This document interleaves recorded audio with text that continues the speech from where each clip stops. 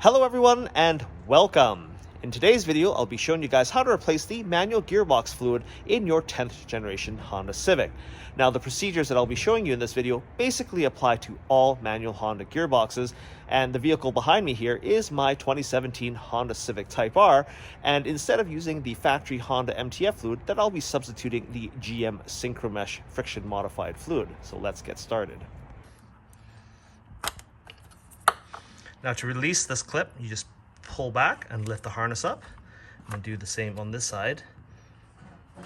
And then just pulling it and flipping it out of the way. Using a 7/32 socket, undo the hose clamp. You can loosen this one as well if you want.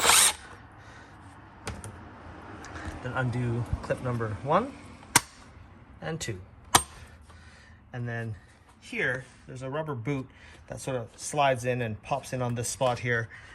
You just give that a tug to detach it from the top of the airbox, like that.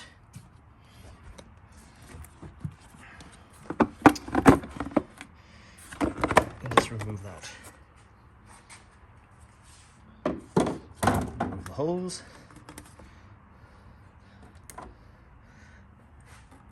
Remove our air filter. Taking our 10mm socket, we're going to undo the 2 air dam bolts, and then there's a airbox bolt right here in front of the battery. Undo it, and then directly to the bottom right of the airbox, way down here, there is another bolt. And this is a bit of a struggle because when you pull the airbox out, it's on a rubber nub, so you just got to tug up hard enough, and then it'll just pop the airbox free from its holder. Just pull up, and this should fall out of the way. Now, I should mention here that there was a battery clip that's clipped in. This little clip clips in this little hole in the airbox, so just make sure you're mindful of that when it comes out. And then to disconnect this gasket here, you'll see there's a couple of rubber clips. You can just pop those out like that. Okay, let's lift it out. There's a little rubber nub here that hooks onto this part of the shroud. And just set that aside. So before we even attempt to drain the transmission, we always want to make sure that we have the ability to fill it. And so right here on the top of the transmission casing is the fill plug.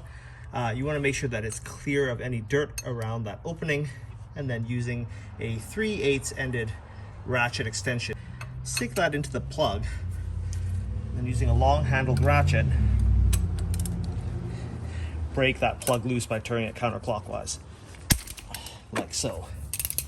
Okay, so this is underneath the car from the front looking back.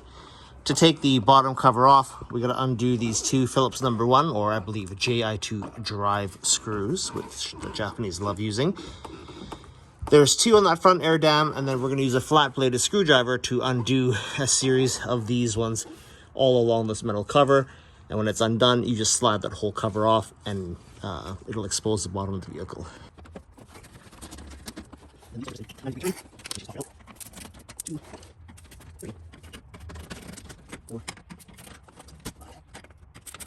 5, 6, and then issues kind of, you're supposed to slide it back, and then it just comes off, and that's just held in with those series of hooks. Now right here towards the back of the transmission, you can see that this is the transmission drain plug right here. Just like the top plug, it can be undone with just the square end of a 3/8 ratchet. 3/8 end ratchet drive, make sure that's pushed right down onto that drain plug. And then in a counterclockwise direction, break that loose. And then carefully with the drain pan. Kind of splashy. The oil's really clean even after 40,000 kilometers, so that's a good sign. Drain plug removed, cleaned it all off, made sure you check the threads, make sure there's no galling on any sorts, and then making sure that the crush washer that was on here is either removed off the transmission housing or on your drain bolt. I couldn't find mine, but it turns out that it actually fell in the oil when it was being drained, so These are the two replacements, one for the bottom, one for the top. It's Honda, part number 94109-14000. So to reinstall, super simple. Put your washer on. You just torque it down to the point where you can feel the aluminum washer just crushing. So you make contact, and then that's all there is to it.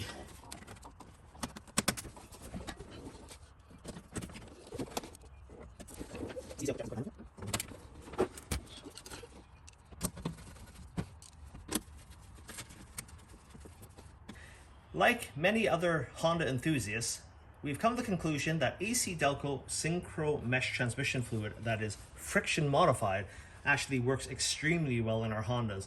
And contrary to popular belief online, this is not a GL5 rated oil, so therefore it is what we call yellow metal friendly, aka it is okay for the brass synchros in our Honda transmissions. Using a long extended neck funnel that's been cleaned, let's fill the transmission with 2.2 liters of fluid.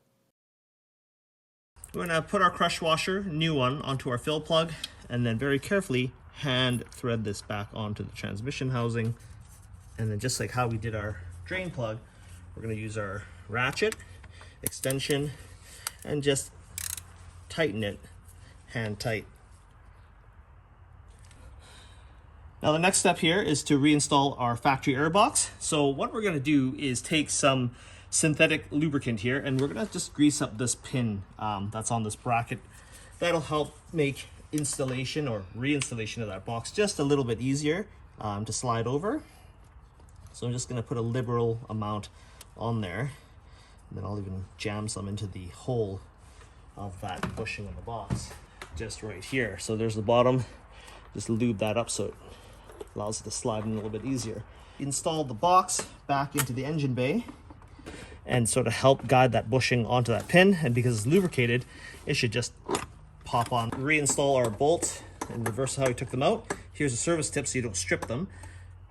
Screw them counterclockwise until you can feel the threads sort of bumping on each other, and then hand thread them back in. This way you'll never cross thread the screws.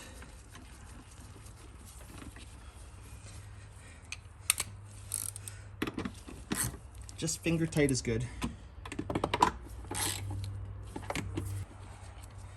Pop our little air dam gasket back on, pushing little push pins into the holes.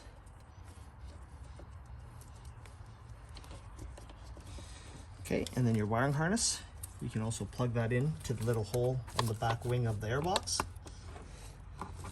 like that. Reinstall the air filter.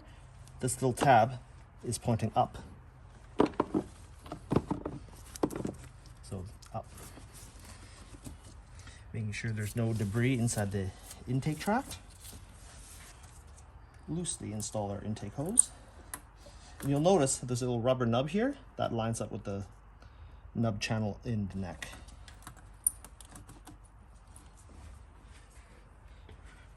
Our air cleaner box. Again, making sure that the clean side has no dirt. And by the way, that air filter, that little tab that points up, that's why it won't lock down properly unless you put it the right way.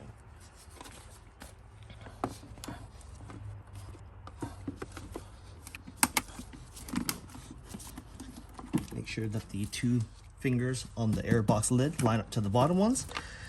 Then latch the lid closed. Line up your air snorkel so that the nub lines up with the groove on the air filter top housing.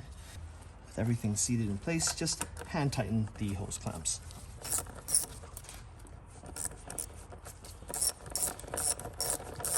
You can't over tighten them because you'll notice that the air hose clamps actually have this solid piece of bolt in between, so it just stops once it's tight enough.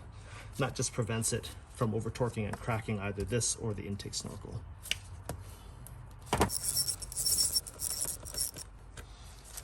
Give everything a good wiggle, make sure it's locked in place properly. Take our mass airflow sensor wiring harness, reclip it back to the airbox, and plug back in. We just need to align these rubber nubs back into the side of the air cleaner housing. There's one on each side, so everything lines up nice and neat. Our last and final step is to reinstall the two 10mm air dam bolts. I'm just going to screw these in by hand. You can either use a ratchet or a driver here that's set on low, and just...